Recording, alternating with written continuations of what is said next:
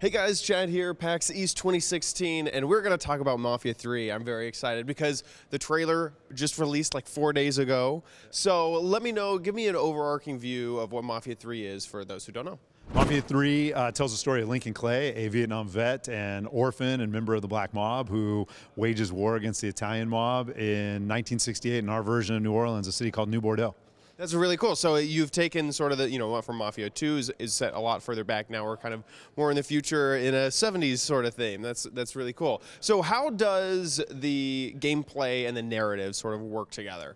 So we're really focused on, again, continuing the tradition of strong narrative with the franchise. Mafia 2 was really well known for its strong story. We're trying to continue that. But within that, we want the player to have some freedom to kind of create their own experience. So one of our mantras is every player story or every player experience is unique.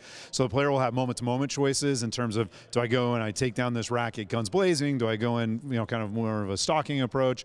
But then that also carries over to kind of big beats. Every time you take down a racket in the game, every time you take over a part of the city, you have to figure out which of your underbosses to give it to, who's going to run that, and that has kind of short-term benefits but long-term consequences. Got it. So everyone's game sort of near the end could look very different from everyone else. That's our hope, based on the choices you make in terms of kind of who you give territory to. If you get greedy and you kind of pit the guys against each other, that's going to have some ramifications. There are ways to play the game where you kind of keep everybody, they'll never go rent a house on the beach together, but your underbosses might learn to respect each other. But you could also end up with them at your throat.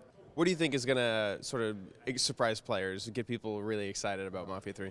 Well, hopefully they're surprised on multiple different levels. I think that the story is very nuanced, and there's a lot of surprises throughout the story. Depending on how much time you spend or how much you invest in various characters, you'll learn some surprising backstory, I think, about your underbosses. Also, really hope people are just surprised kind of in the moment-to-moment when they turn a corner and they see a little narrative moment in a sham construction site, for example. Hopefully they'll be surprised by all the little details we've kind of packed into the world.